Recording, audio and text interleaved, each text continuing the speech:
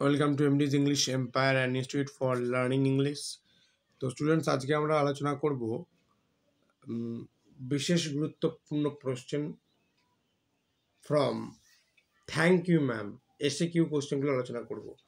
তো first question দেখতে পাচ্ছি, ডেসক্রাইব মিসেস জোনস।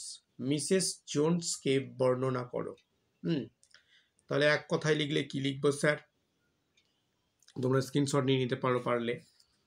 তো Mrs Jones was a large and strong woman who reformed Roger. তাহলে Mrs Jones ছিলেন একজন শক্তপোক্ত বিশাল আকৃতি মহিলা, আকৃতির, যিনি রজারকে রজারকে শুধরে দিয়েছিলেন আর কি, নিউ লাইফ পেতে সাহায্য করেছিলেন। তারপর next question number 2, describe Mrs Jones's parts. Mrs জোনসের একটা পার্টস আছে, হ্যাঁ, পার্টসটা বিরাট পরিমাণ একটা রোল প্লে করে। এটা থেকেও শর্ট কোয়েশ্চেন আসবে। পার্টসটা একটা বিরাট বড় সিম্বল। তো ডেসক্রাইব করো জোনসের পার্টসটা। তো ডেসক্রাইব করি। Mrs Jones had a large purse. তার কাছে ছিল বিশাল আকৃতির একটা purse that can be slung across her shoulder, যেটা তার কাঁধে ঝুলছিল আর কি।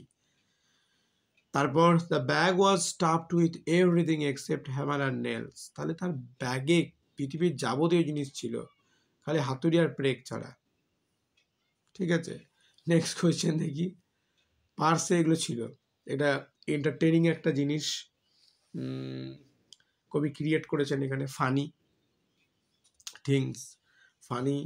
থিংস ক্রিয়েট করতে চেয়েছেন আর কি। চলো নেক্সট কোয়েশ্চেন দেখি। Where from was Mrs Jones returning and when. তাহলে কোথা থেকে মিসেস জোন ফিরছিলেন এবং কখন? তাহলে Mrs Jones was returning from work. তার কাজ থেকে, তার কর্ম থেকে তিনি ফিরছিলেন অ্যাবাউট 11 o'clock at night, রাত যে তোমার 11টায়।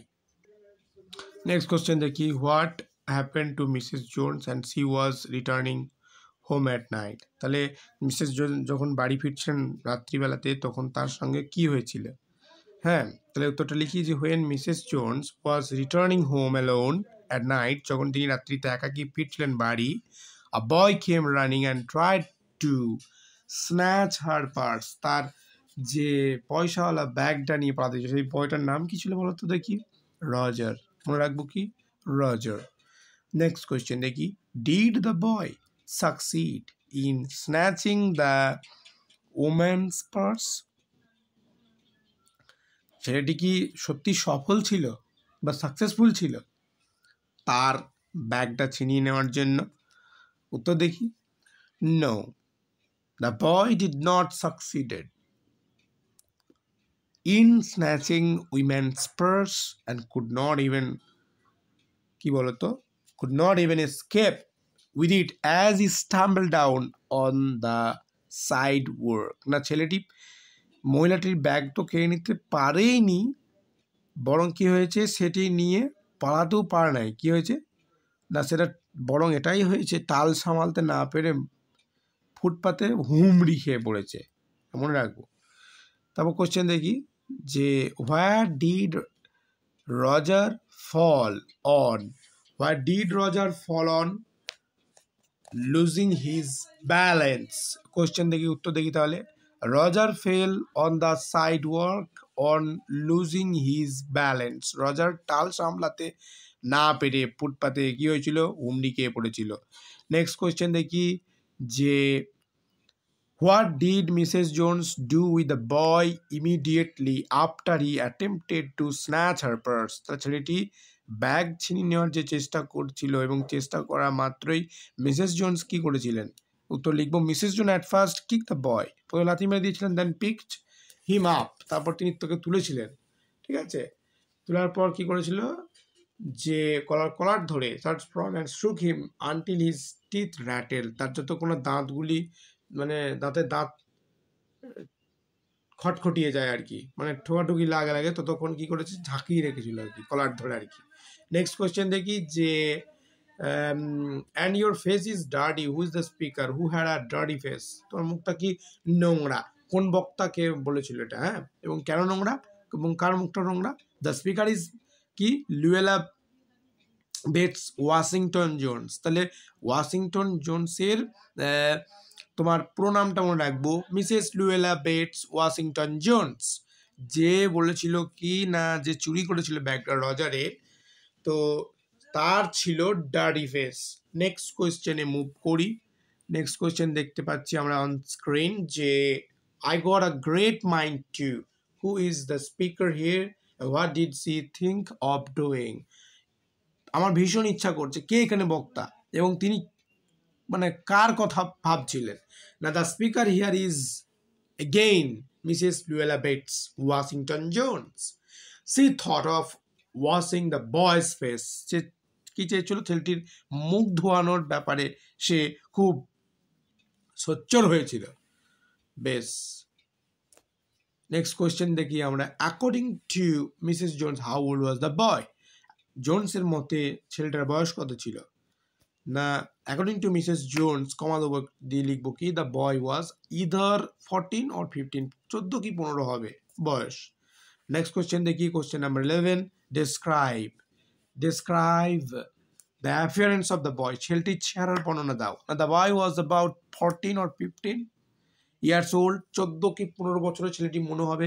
ফ্রেইল and willow, wild wearing tennis shoes and blue jeans. তাহলে তার পরনে ছিল অল্প বয়সী, 14-15 বছর, প্রথমেই মনে রাখবো। দুর্বল ছিল এবং টেনিস শু আর নীল জিন্স পরে পরিহিত ছিল আর কি।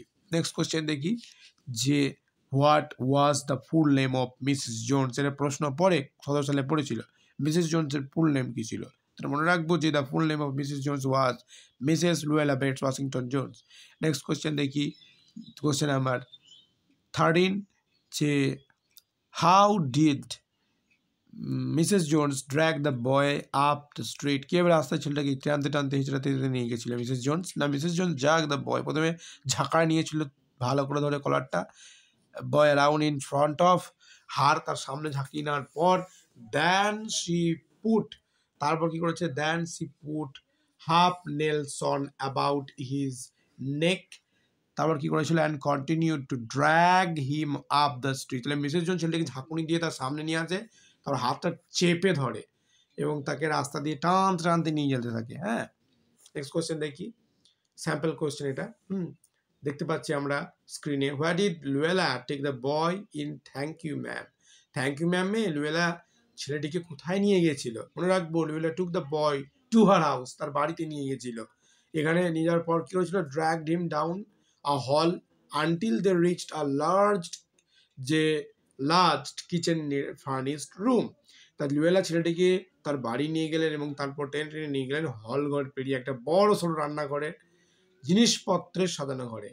নেক্সট কোয়েশ্চেন আমরা দেখি, কোয়েশ্চেন নাম্বার 15 এবং লাস্ট কোয়েশ্চেন এই সিরিজের। Where they alone in the house, give supporting sentence to your answer. তাহলে তারা বাড়িতে একা ছিলেন। তারা কি বাড়িতে একা? যদি উদ্ধৃতি দাও, মানে তোমার বক্তব্য কি? নো, না, they were not alone in the house, তারা বাড়িতে একা কি ছিল না কোনোভাবেই। The supporting sentence is the boy could hear other roomers লাফিং and talking in the large house. তাহলে ওই বাড়িটিতে কি হচ্ছিল না, রজার, ছেলেটির নাম হচ্ছে রজার, ছেলেটির নাম মেনশন করা হয়নি, বারবার ছেলেটি বলে বলা হয়েছে, কারণ এখনো এই যে সাসপেন্স এটা খোলেনি। তাহলে ছেলেটি কি শুনতে পাচ্ছিল? অন্য ঘরের বাসিন্দাদের যে জোরে জোরে হাসার আওয়াজ এবং কথাবার্তা। Thank you for watching this video. Please subscribe and support our channel. এবং এইচএস রিলেটেড সব ভিডিও তোমরা এক্সামের আগে অবশ্যই চ্যানেলটা ফলো করো, পেয়ে যাবে। তো থ্যাংক ইউ ওয়ান্স অ্যাগেন।